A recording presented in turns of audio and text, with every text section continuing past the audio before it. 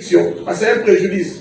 Le législateur Ouada a eu à bloquer le comportement des natures à stabiliser le bail à usage professionnel. Il y a encore beaucoup d'autres dispositions d'ordre public qui essaient de respecter et qui protègent le preneur.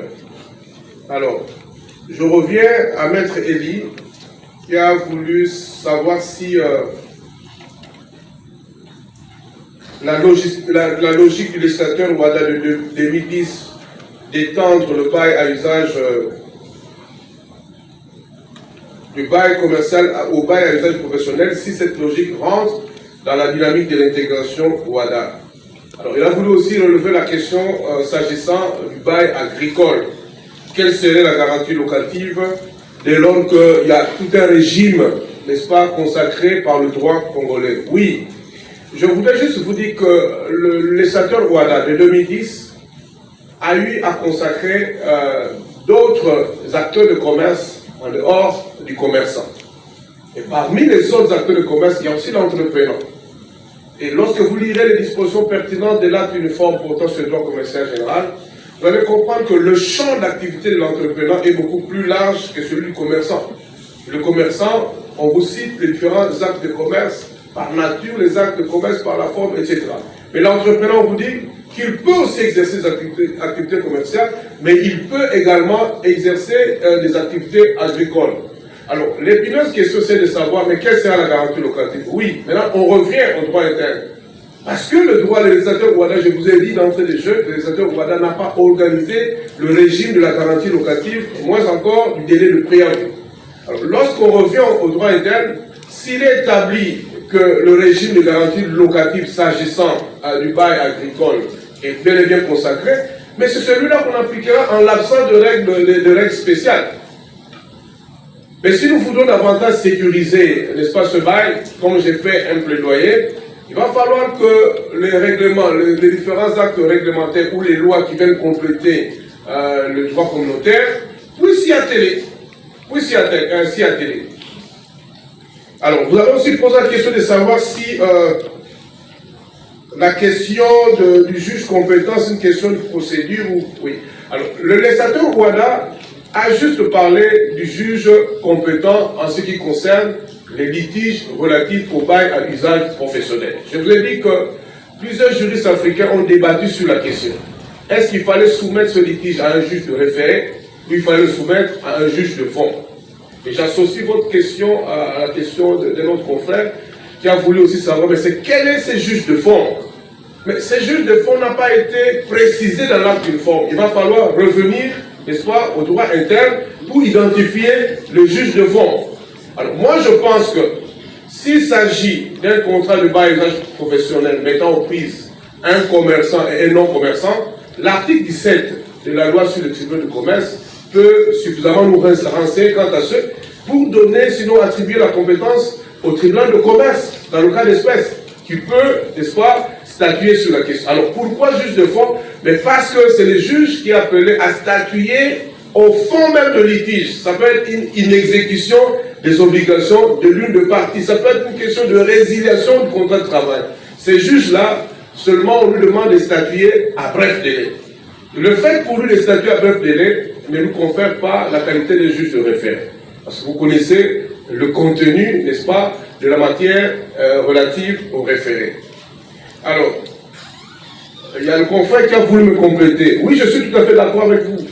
La loi de 2015 n'organise pas seulement le bail à usage résidentiel. C'est une loi qui est relative au baux à loyer en général. J'ai juste évoqué le bail à usage résidentiel parce que c'est ce type de bail qui généralement est en concurrence avec le bail à usage professionnel, autrefois bail à usage commercial. J'ai voulu juste ressortir des points de démarcation entre ce type de bail et le bail à usage commercial. Donc la loi de 2015, sans discussion, sans débat, porte sur le baux à loyer. Voilà, je crois avoir rencontré les différentes préoccupations qui m'ont été adressées. Et je pourrais éventuellement compléter si, par impossible, l'une des personnes n'a pas été satisfaite par rapport aux réponses qui ont été proposées. Merci. Merci beaucoup, professeur. Pauvre Lotomba, vous voulez ajouter quelque chose? En droit Ouada, je voudrais l'apaiser. Effectivement, le bail à usage professionnel connaît une stabilité à travers des dispositions d'ordre public que je vais citer. Je commence par la toute dernière du confrère qui veut... Les activités des intermédiaires dans les domaines immobiliers.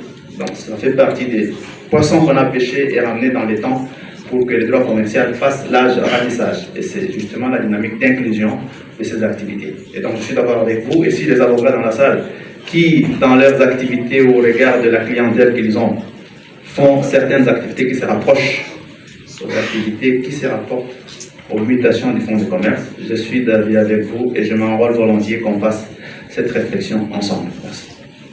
Merci beaucoup. Professeur Guingo.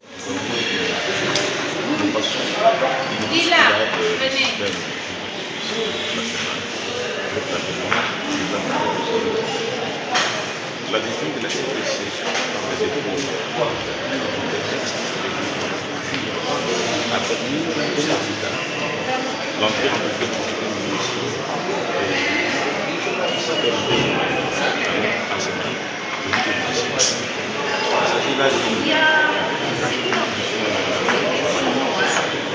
mais qui par une répartie de le système de l'Est et de l'intégration économique du construire un vaste champ harmonisé des attaques, soit inclus et même coordonné entre ce qu'on appelle la planification l'intégration économique comme la phase finale de cette marche vers l'intégration. Voilà pourquoi j'ai noté des avancées la communication avec la même aujourd'hui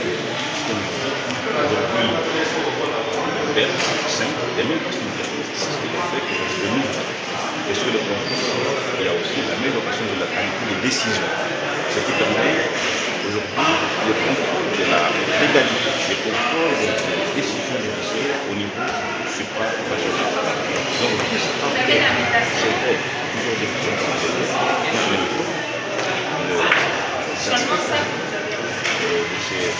cette insertion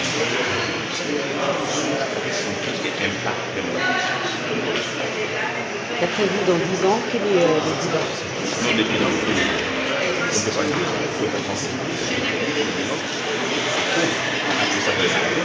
et même parce que ce bilan ne peut pas être sécurisé si jamais ce système ne peut pas venir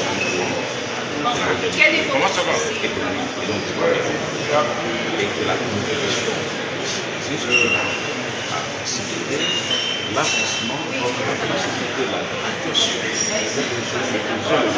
de l'amélioration du demande qui passe par cette réalité-là et qui par l'intégration économique qui est l'enjeu majeur décidé et accepté par le peuple de la guerre des droits.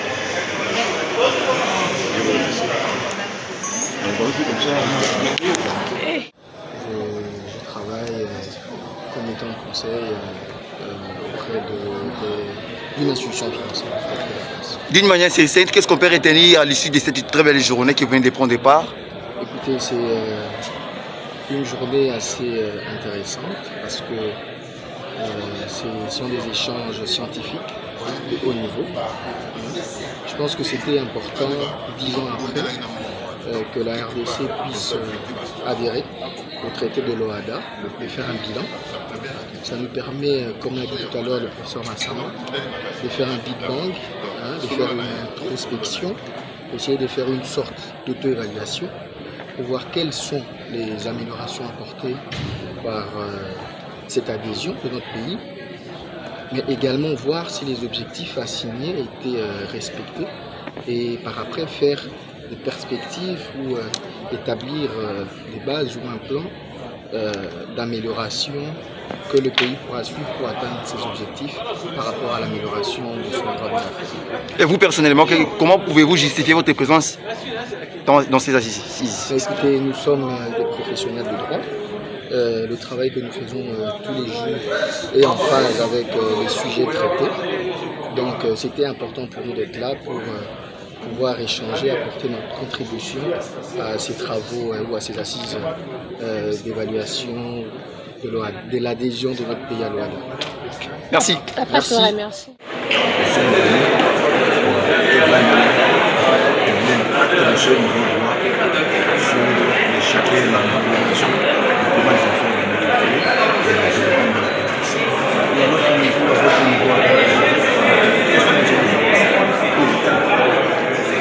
En tout cas, il y a beaucoup d'avancées. Non seulement il y a de nouvelles dispositions, il y a beaucoup de dispositions qui étaient de jurisprudence, mais dans les actes uniformes, on les a coulées en forme de loi.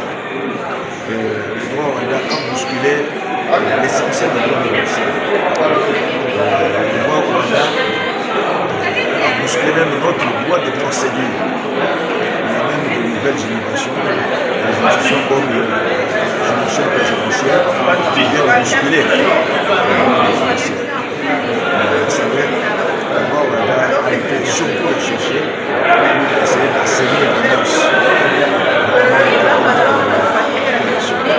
Parce qu'on se disait que si à l'interne le juge peut être corrompu, alors au moins le juge suprême international peut corriger. Nous pensons qu'à ce niveau-là, il y a une correction même bien se faire interpréter. Parce que lorsque vous avez mal rendu une décision, Ah oui, mais nous venons d'assister à la première séance, jour pour jour, 10 ans d'existence de l'OHADA en RDC. Qu'est-ce que la population congolaise, soit la chose congolaise, bénéficie de l'OHADA? C'est que la République démocratique est en train de bénéficier en ces jours, c'est que la RDC fait partie de ces pays qui ont adhéré à l'OHADA, cet espace qui permet à ce que le climat d'affaires soit bien garanti, les investisseurs ne puissent pas se retrouver dans un climat d'insécurité. La peine enseigne que les investisseurs, lorsqu'ils sont en République, les règles sont bien établies et bien respectées. Ceci fait que les intérêts sont bien évidemment bien garantis et tous ceux qui entrent dans ces champs-là, ils trouvent leurs intérêts bien protégés. Oui, mais est-ce qu'il y a des inconvénients avec le OHADA? Jusqu'à ce stade, il n'y a pas d'inconvénients. On n'a pas trouvé des inconvénients qui peuvent être relevés à ce jour.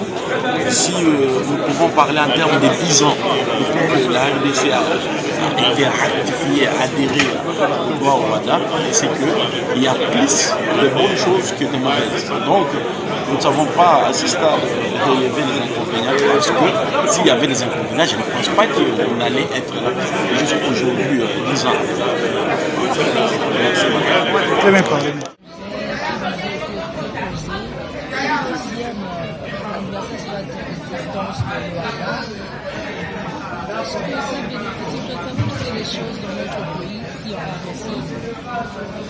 Je pense que l'appartenance à l'OHADA de la République démocratique du Congo est quelque chose qui a été beaucoup souhaité. Et aujourd'hui, cette présence doit significativement faire évoluer les choses. D'abord, en termes de nombre de population, ensuite, en termes de droit et de pratique du droit et d'exercice professionnel, et troisièmement, en ce qui concerne la diversité des activités économiques qui partent des mines, des minéraux, jusqu'aux activités énergétiques dans ce pays-là. Tout cela doit faire en sorte aujourd'hui que la République démocratique du Congo vienne enrichir considérablement l'OHADA en tant qu'institution, le droit OHADA en termes de pratique professionnelle et l'évolution du droit et de la loi OHADA en termes de diversification des activités. Et c'est pour ça que nous avons eu un débat assez important ici en ce qui concerne notamment l'exécution des décisions de justice en compte des personnes publiques, des entreprises publiques, et qui est assez criard dans un pays comme la RD Congo. On a rappelé simplement que le principe est que l'État a le droit d'être commerçant au même titre que les personnes privées, mais que lorsque l'État est commerçant, il ne doit y avoir aucune rupture d'égalité, il ne doit y avoir aucun changement qui puisse faire aujourd'hui que le principe de l'égalité de tous devant la loi ne soit pas respecté. Ce sont ces principes-là que nous avons rappelés fort justement en souhaitant qu'aujourd'hui les pratiques puissent évoluer dans ce pays-là et faire en sorte aujourd'hui que la loi soit conforme justement à ce qui se fait de mieux dans le monde. De sorte à permettre à ce que nous puissions tous étudier et faire des analyses pour permettre à ce que les praticiens de droit et bien d'autres puissent comprendre ce que le droit OHADA a mené dans notre pays. Merci. Oui, mais aujourd'hui, 10 ans d'existence de l'OHADA à RDC, qu'est-ce que la RDC en bénéficie? Qu'est-ce que la justice congolaise en bénéficie de l'OHADA? La justice congolaise, comme dans la plupart des autres pays membres de l'OHADA, bénéficie dans ce sens qu'il y a une législation plus adaptée, moderne, par rapport aux activités qui se font dans le domaine des activités économiques et qui donc permet aux personnes de sécuriser les investissements qu'elles ont et de réguler mieux les activités économiques. Donc dans ce sens, c'est une très bonne avancée parce qu'elle permet de prédire le droit, de connaître le droit applicable et que lorsque le droit applicable est connu, il est plus facile de le mettre en œuvre afin de favoriser les activités économiques. Oui, est-ce que les règles de l'OHADA étaient respectées ici en RDC? Alors, je n'habite pas dans la République démocratique du Congo. D'une façon générale, j'ai l'occasion d'observer régulièrement beaucoup de décisions de justice qui sont rendues en application des textes de l'OHADA. Et je peux dire que oui, on remarque beaucoup d'application des textes de l'OHADA. Mais encore une fois, comme ça se passe dans la plupart des autres pays de l'OHADA, il arrive des situations dans lesquelles certaines règles peut-être ne sont pas bien appliquées, comme dans tous les pays, simplement parce qu'il y a peut-être une difficulté relative à la complexité